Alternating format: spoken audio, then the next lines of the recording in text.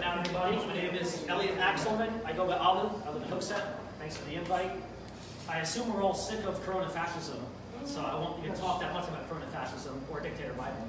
I wrote this book about it a few months ago. I updated it with the vaccines, so I'm sure you guys all know pretty much everything in there, but it's got all the sources and everything, and it might teach you a few things. I also wrote this book about how pessimistic I am about the outlook of the United States, even with great candidates like Caroline. I'm going to speak about pretty much the polar opposite of what she said. I'm not very optimistic about the outlook of the United States, and that's what all my books are about, how pessimistic I am, and then what we can do about it to fix it. As we all know, we have increasing levels of taxation. It's gone up from 1% or 0% 100 years ago to 40 to 50% of our effective income. In 2017, when I lived back in New York, I was right by Ocasio-Cortez in Queens, Bronx. My effective income tax rate as a paramedic, not making a lot, my effective tax burden was 45 to 50%. So I was 50% essentially half slave. I know we don't have income tax here in the state, but here we're probably at 20, 30, 40% effective tax burden. At 50% you're half slave, at 100% taxes you're a slave. You work for the man. 50% you're half slave. Almost everything has gotten progressively worse. I have a lot of graphs in the book and they're simple. It's a downtrend. Something is going down, like a stock going in the wrong direction.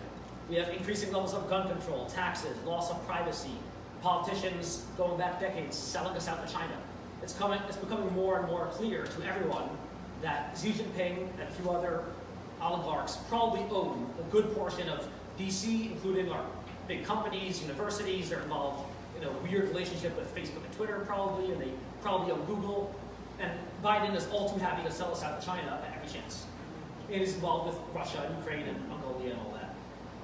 We have decreasing levels of privacy. We have decreasing amounts of due process, which I'm writing about that as well.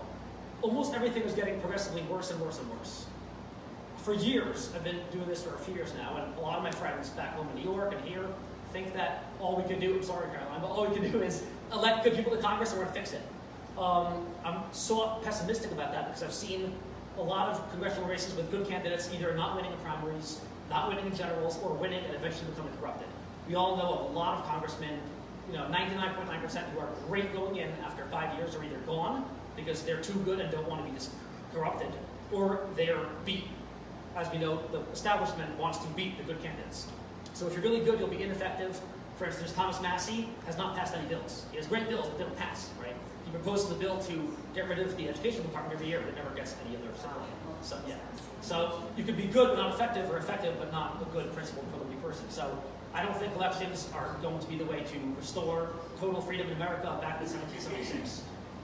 As far as some of the other ideas for how to restore America, save America, make us all free again, like we were in 1776 with a minimal government that fits in the pocket constitution, that never violates our liberties and only does what they're supposed to do, which is protect our natural rights. Remember the Declaration, it didn't say a government is created among men to abuse and control them and steal half their money and abuse them. It said a government, if I remember correctly, and tell me if I'm wrong, it says created among men by the consent of the governed, and we'll talk about that later, consent, to protect the natural and alienable rights, among which are life, liberty, property, pursuit of happiness, right? Something like that.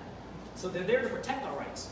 Not only have they failed to protect our rights, our property rights are not protected, our lives are not protected. We know how many hundreds of thousands of abortions take place. And I know Psaki said the other day that's the most constitutional right, even though it's obviously not, I don't know where it is in the Constitution portion. But they're not protecting our lives, not protecting liberty, not protecting property. Working on a whole book about property rights and how we have no property rights in America.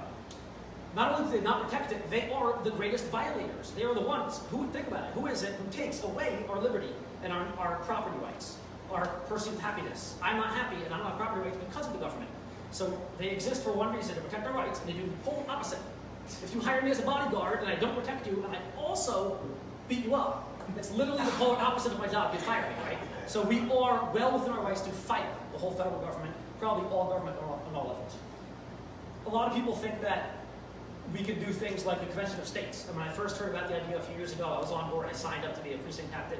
A convention of states, which, if you're not familiar, it's a way that the state legislatures, without Congress, the state legislatures can vote, I think 3/4 of legislatures in the United States, assemble a constitutional convention, and then they can amend the Constitution of the US without Congress getting involved. That way we can do term limits. And people have talked about this as a way to do term limits, balanced budget amendment, and other stuff. I was excited about it, and I started thinking about it. Do I trust even the state legislatures? Do I trust the states to elect a delegate to the convention? Well, surely Texas and Wyoming and Alaska and Arizona and New Hampshire would elect great people to a convention, right? Nope, Alaska would elect someone like Murkowski. Maine, someone like Collins. Texas, someone like Corrigan. Utah, someone like Hatch. Yeah. Even the best states, Wyoming, the single most conservative state according to the census and all the laws and all the voting, they would elect people who are rated F by the pro-liberty groups. NZ, Barrasso, and Liz Cheney. Yeah, and she's terrible. When I was out there, everyone said she was terrible, and she still won. So I was there right before she was elected. They said she's terrible, and they said she'll win because she has the last name Cheney. And that's exactly what happened. So the Convention of States won't work. Electing better people, I don't think, is ultimately the solution. Let's just sue them. Right now, I think Kristi Noem and DeSantis, governors who I love Noem, I love DeSantis, they're all saying we're going to sue them in federal court and we're going to win. I think that's so ill-advised. I've been yelling on Twitter about Kristi Noem. She hasn't answered me, but I've been telling her, please, that's not the route to go. We can sue them. We're probably going to lose. Even if we win, it doesn't matter. If a federal judge does an injunction or rules against the, let's say, the OSHA vaccine mandate and says, you can't do this, Biden will give him the bird, flip the bird, and say, we're going to do it anyway. What are you going to do? Is a judge going to come down to the White House and kick my ass? It's not going to happen. He'll do it. OSHA will do it. They have an army of people and police and SWAT teams and have the military. They're going to do it. But I'm not optimistic we could win court cases. 99.9% of the cases, the majority of cases that we sue, we don't win because the judges are authoritarians. They're not pro-liberty like us. So it's not a good route because the one suing them legitimizes it by saying, let's go to court because we think we're going to win. But also they can just ignore it. When they don't win, they say, oh, we need to appeal it. When they do win, they say it's precedent. Roe v. Wade, precedent set in stone, don't ever talk about it. If they lose, they say, let's appeal it. Let's hear it again. DC versus Heller, let's hear another case. Let's totally abolish gun rights. That's why I'm not big on the courts. So what can we do? Not the courts, not legislative, not executive. We can't even elect better people. Obviously, White House petitions are probably not going to get Biden to resign. We'll sign a petition, but he probably won't listen to us. The one thing that after the years and years of writing a few books about this and doing all the mental exercises, thinking about it, the only thing I can think of is just the state itself nullifying and eventually becoming more and more independent from the federal government. They can do stuff, they can threaten us, they can threaten funding and all that stuff, but nullification has been done more by the left than by the right.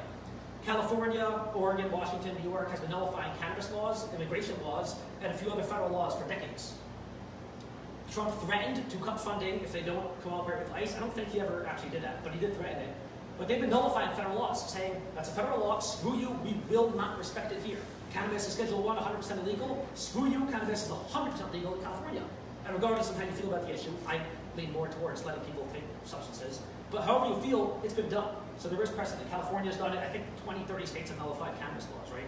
So we can do that, and there was a bill last year that failed, but we can nullify federal gun laws. We can nullify some federal taxes. We can definitely nullify illegal, tyrannical, corona-fascist vax mandates.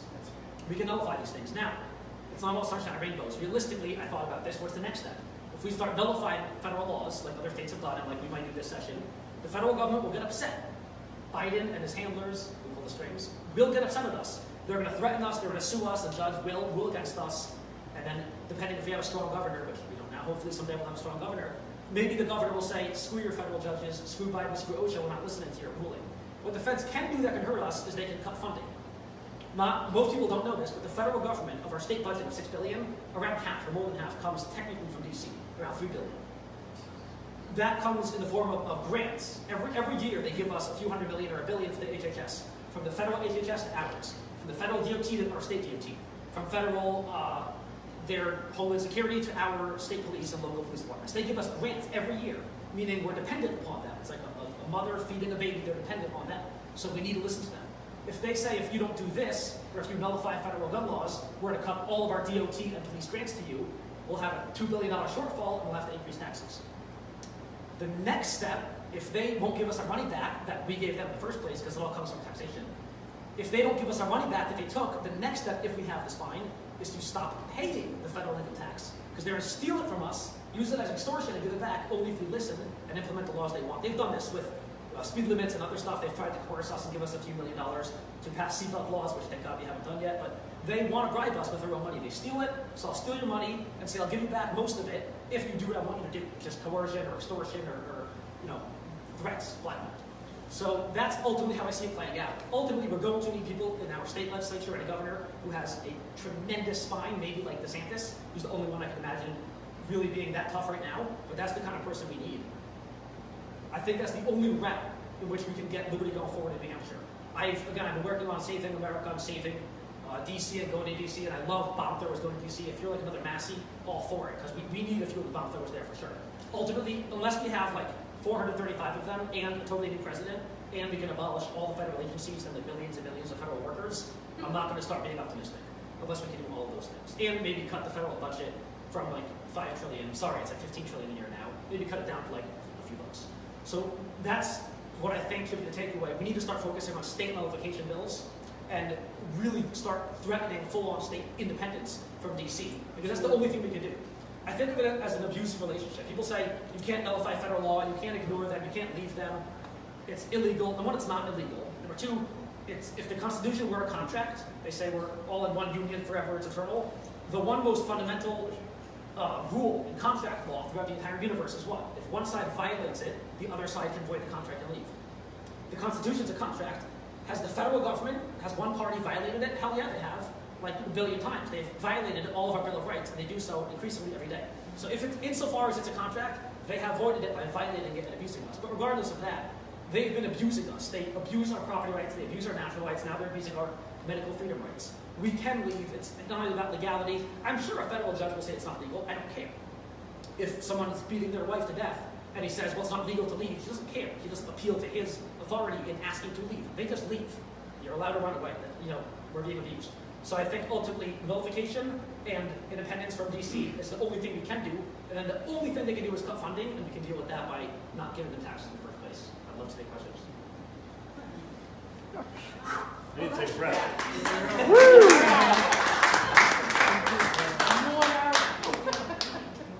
Yeah, questions? We got a couple minutes here. Do you know about, they might be voting on this tomorrow, the executive council, and taking in $27 million. Did you hear about this from the Fed? So, I don't know how you're going to do this tonight for vaccines. Yeah, it's pretty big. For vaccine propaganda or for vaccines? No, for vaccines. People, yeah. so you know.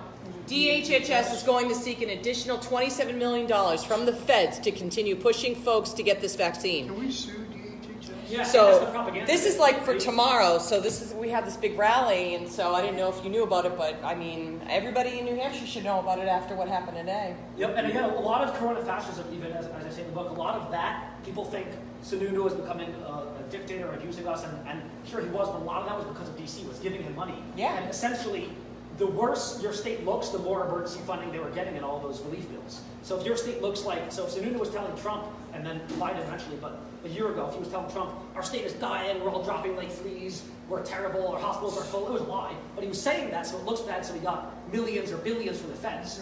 But he thought he was being a good statesman. I'm getting billions from my state, so we can do stuff without increasing taxes. But it wasn't that bad, people weren't dropping like flies. Yeah, what's the, there is a rally, I think, in Concord tomorrow. Is it tomorrow? Today. No, that was today. It was today. There was a big one today. All right. Sorry. Yeah, that was about the vaccine. I was going to ask anybody to know the details. It was awesome. Well, the protesters Yeah, it was still amazing. over the podium.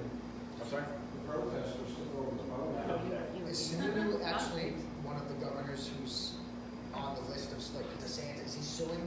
No. He's not. I don't know, DeSantis and around 20 governors, 2025, almost every Republican that's come out in the last few days, has said that they're going to oppose it in some way. Sununu eventually put out the weakest of the statements after our House Speaker and our House Majority Leader came out with pretty strong statements. Sununu said, I think, quote, it was not appropriate, but Biden did. Obviously could have been strong language, but yeah, I don't know if he's suing or not, but I think Christy Noem said see you in court, and a few others are probably suing. He's going to use the big lawsuits. And again, with this, it's such a big overreach so quickly, they might win that lawsuit, but again, they can do it again. They can say we have a Delta and a Lambda variant. Now we need to have vaccine mandates, plus the third and fourth boosters, plus, no exemptions. I have to. Sorry, guys. Really? One more question. Not conspiracy theory stuff, just in your opinion too. Because I know there's always these theories, but realistically, 30,000 foot view. Why are they pushing so hard for this freaking thing? 2030 Follow the agenda. money. Follow the It's all money. about the money, right? Like, who's getting rich? What's your? Why The are they only pushing things so hard? New world I can think of, the big thing is money. Pfizer and Moderna are going to make an extra 30-40 billion next year because of this, and that's enough money. I know they have a lot of money, but that's enough in the 30s and billions, enough that they're going to make so much money and give it to politicians, it pays off. The second big thing is precedent. Now that we have precedent that they can, using propaganda, meaning soft coercion and hard coercion, force us to put a very experimental and possibly dangerous thing into our body, injection, to everyone. Nobody had COVID, I have antibodies, no, screw you, get the injection. You know, you're killing grandma, get the injection, I'm going to run over you, my patient's struggling. They can do this, what can't they do? Exactly. So I wrote a somewhat satirical article on libertyblog.com, my website, saying, guess which mandatory injection will become mandatory for everyone next? And you can read the article to find out, but someone else mentioned, I think Bongino mentioned, they can do it with anything. They can say right-wing radicals are violent right-wing extremists like you have over here, and they need to calm down, so let's give mandatory Ativan injections every day. Right. That's an easier sell than this dangerous mRNA vaccine, right? They can say mandatory Ativan every day. They can say, since men commit most violence, which is true statistically, men commit most, like 99% of violent acts, they can say we all need to take estrogen injections every day, make us more feminine. Again, the logic is sound, it is there. They can say mandatory estrogen or lower your testosterone, progesterone every day for men. You know, let's start temporarily, let's start only with violent convicted felons, men, let's start with only a few. Let's make it voluntary, we'll give them shorter prison sentence and parole. Let's do it, roll it out nice and easy, so it's very easy to consume for the public, and eventually all of us will be, feminized. They can do that very easily, easier than this. I thought they couldn't do this. They can make us all, they can feminize us all like that. They can do anything. They're already doing The it. best answer They're already doing is precedent. That's the best answer. I'm like, why are they pushing this so hard so fast? And everybody's got the conspiracy theories about depopulation. Maybe who knows? But that's I want to hear that. I want to hear Control, real that's what- fact, and that's it. Control. That's exact And they do just love controlling people as well. precedent. That's the best answer I've heard. Thank Look you. at Israel and then you'll know. So, yeah, let's just, you're gonna stick around? Yep. Again, we have other agenda items we gotta get to. Elliot's gonna stick around, Caroline's gonna stick around, so please, save your questions for afterwards, we'll adjourn and thank you for.